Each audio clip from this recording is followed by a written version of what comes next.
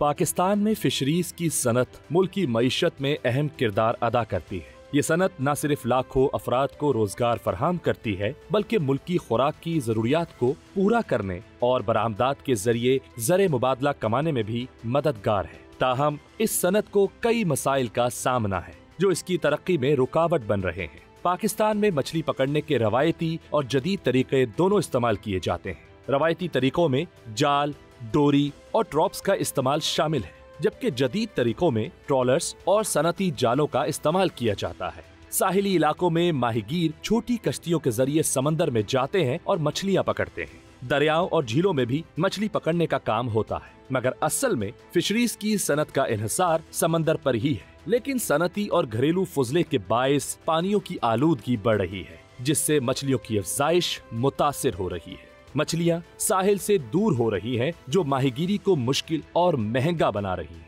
इसके अलावा जदीद टेक्नोलॉजी की कमी भी इस सनत की तरक्की में रुकावट है। ज्यादातर मछेरे रवायती तरीके इस्तेमाल करते हैं और शिकार में ज्यादा कामयाब नहीं हो पाते हैं। फिशरीज को दरपेश मसाइल को हल करने के लिए हुकूमती और गैर हुकूमती इदारों की जानिब से इक़दामात की जरूरत है। जदीद टेक्नोलॉजी की फरहामी, माहीगीरों की तरबियत और माहौलियाती तहफ़्फ़ुज़ के इक़दामात इस सनत को मुस्तहकम कर सकते हैं। जी, मैं मौजूद हूँ फिशरीज पर और मेरे साथ मैरीटाइम फिशरीज के CEO बच्चू दीवान साहब मौजूद हैं। इनसे कुछ मज़े के सवालात करेंगे, उनके जवाबात हासिल करेंगे, जैसे कि समंदरी हालात पर बात करेंगे, समंदरी आलूदगी पर बात करेंगे, फिशरीज के क्या मसाइल हैं ये भी जानेंगे। इनसे बात करते हैं। अस्सलाम वालेकुम। वालेकुम सलाम। बहुत शुक्रिया सर टाइम देने के लिए। Thank you sir. यहीं से शुरू करते हैं कि फिशरीज के जो बुनियादी मसाइल हैं वो क्या है? देखिए, इस वक्त फिशरी के जो हालात है इंतहाई ख़राब हो चुका है। इसमें हमारी जो एक्सपोर्ट है वो भी बिल्कुल आधे पे आ चुका है।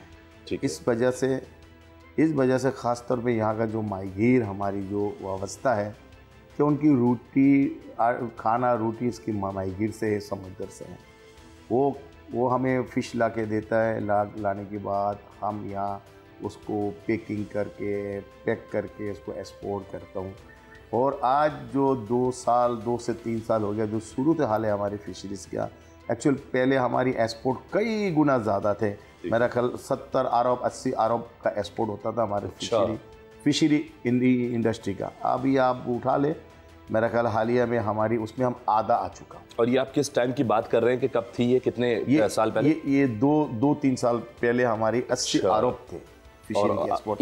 2-3 सालों में ही आधे हो गए। हम 50% में आ गया। इस वजह से आ गया। देखिए, सबसे पहले तो हमारी डीजल महंगा होने की वजह से, ठीक है, डीजल की वजह से जो माहीगीर जो काम करेंगे मछली जाएंगे, वो कोस्ट की वजह से उसकी जो एक कोस्ट होता है ना, मछली अगर 1 करोड़ का पकड़ा तो उसको 60-70 लाख रुपए सिर्फ खर्चा आ जाता है।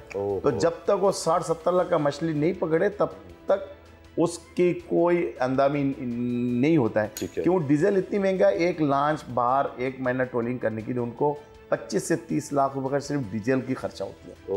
वो डीजल हमारे मुल्क में इतना महंगा है। और रह गया बिजली की जो हमारी जो इंडस्ट्री है, जो एक्सपोर्ट की जो फिश इंडस्ट्री है, गवर्नमेंट की तरफ से कोई हमें फैसिलिटी नहीं मिलता है। अच्छा। तो इस वजह से हमारी इंडस्ट्री और नीचे जा रहा है। कि हमें अगर किसी तरह भी गवर्नमेंट को फैसिलिटी देवे, जैसे बिजली का बिल आपको पता है कितनी ज़्यादा पाकिस्तान में हर मुल्क में बिजनेसमैनों को फैसिलिटी दिया जाता है। और इस जो फिश इंडस्ट्री को आज तक हुकूमत की तरफ से किसी ने किसी तरह कोई फैसिलिटी नहीं दिया।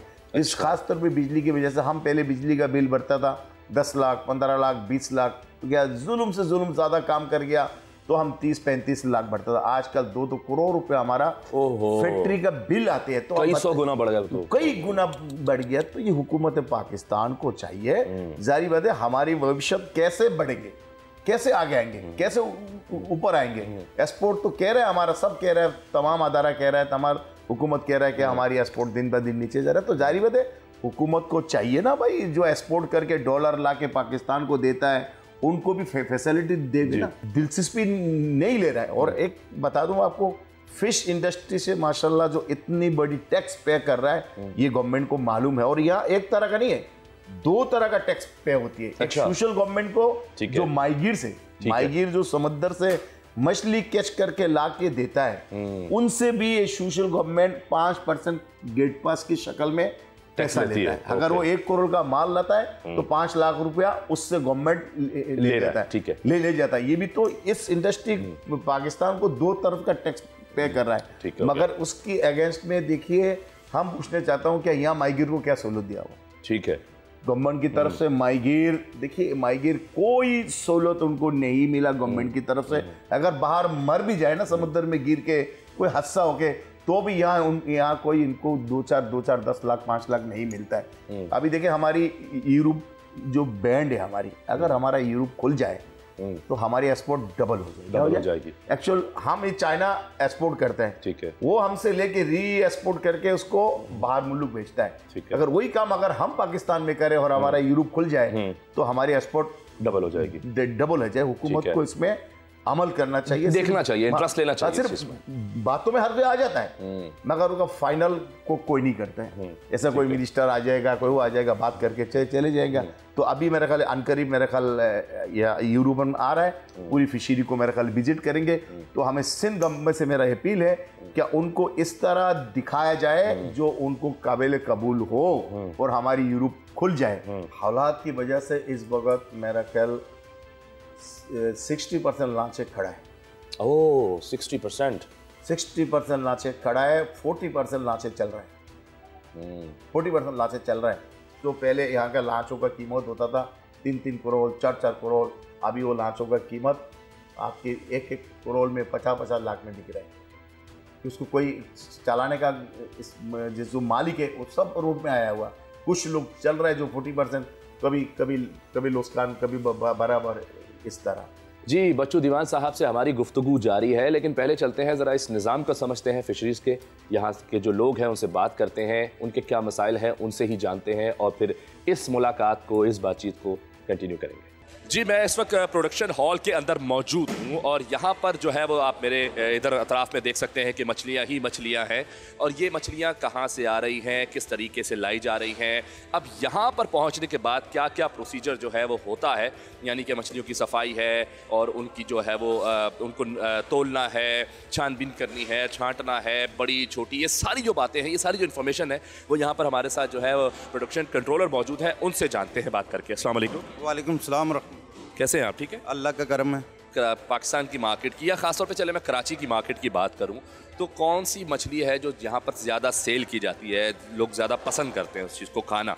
अभी सीज़न वाइज कौन सी फ़िश ज़्यादा आ रही है, फिर उसको किस कंट्री में, जैसे चाइना हो गया, मलेशिया हो गया, थाईलैंड, बांग्लादेश, मुख्तलिफ़ कंट्रियों में जाती हैं और जहाँ पे जो डिमांड होती है उस हिसाब से।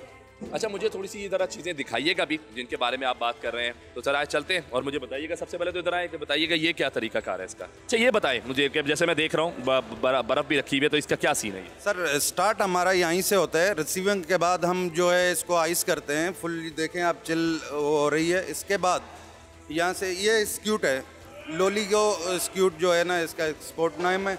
ये यहाँ पे चिल करने के बाद इसको यहाँ पे ये सामने देखें तो ये ग्रेड होती है यहाँ पे, उसके बाद ये पैकिंग की तरफ जाती है। मुझे इसका भी दिखाइएगा, जिस तरह ये छांटी हो रही है, क्या तरीकाकार है, ग्रेड हो रहा है जो आप बता रहे हैं, तो सर ज़रा वो भी देख लेते हैं, इसका समझाइएगा क्योंकि मुझे नज़र तो आ रहा है छोटे हैं, बड़े हैं, बहुत ज़्यादा बड़े हैं, तो ज़रा बताइएगा। ये साइज़ वाइज हैं। इसके पहले तो हम ग्रेड देखते हैं कि यार ये मतलब डबल ए ग्रेड है, ए प्लस है या ए ग्रेड है, ठीक है। उसके बाद जो है ना इसको साइज़ वाइज होता है, इसके 5-6 साइज़ निकलते हैं, उसी तरह फिर जो है ना ये एक्सपोर्ट होता है। अच्छा जी, अब जैसे ये पैकिंग हो रही है, मुझे ज़रा बताइएगा इसका भी एक जो है वो एक प्रोसेस समझा दें कि क्या है, कैसे है, क्योंकि बड़ी ज़रा डिसेंट तरीके से बड़ा रखा जा रहा है मछलियों को। तो क्या ये जो मतलब इसका भी साइज़ का ही तरीका होता है या फिर सिर्फ तौल का तरीका होता है? जी, इसका भी साइज़ का तरीका है। कोई ये 5 kg में पैक हो रही है, इसका नाम कोलगर है और एक्सपोर्ट जो है वाइट शेड के नाम से होता है। अच्छा, अब मुझे ये बताएं कि इन तमाम चीज़ों के दरमियान किस तरह के मसाइल का सामना करना पड़ता है यहाँ पर? आप लोगों को कौन कौन सी ऐसी मुश्किलात हैं जो आप चाहते हैं कि यार गवर्नमेंट जो है वो फ़ौरन इस चीज़ को देखे, इदारा फ़ौरन इस चीज़ को देखे और इस चीज़ को फुलफ़िल करे, क्योंकि ये मुश्किलात आ रही हैं। जैसे कि हर आदमी बोल रहे हैं कि महंगाई ज़्यादा है, वही बात है कि सबका वो पूरा नहीं हो पा रहा है। दूसरा ये है कि काम भी बहुत कम है, यानी पिछले अगर चले जाएं आप 2-4 साल पहले, 5 साल पहले के मार्केट कैसी थी और काम यहाँ पे किस तरह से थे, लोग ओवर टाइम लगाते थे, लगा के थक जाते थे। लेकिन अब ये है कि मालकान को भी कोई ख़ास इसका वो नहीं है, वो भी बस गुजारा ही करते हैं हमारी तरह। आप यहाँ पर काम कर रहे हैं इदारे के लिए, इदारा आपको कुछ सपोर्ट कर रहा है किसी चीज़ में, आपके मसाइल को वो डायरेक्टली हल कर रहा है या नहीं कर रहा? देखें, इदारा वो कर रहे हैं कि जो इदारे ने मेरे साथ एग्रीमेंट किया हुआ है कि यार तुम्हारी महीना सैलरी ये होगी या ये अलाउंसेस होंगे, वो दे रहे हैं। अदरवाइज़ ये है कि उस पर भी अब गुजारा नहीं चल रहा है हर आम आदमी का। चले जी, बहुत शुक्रिया आपका।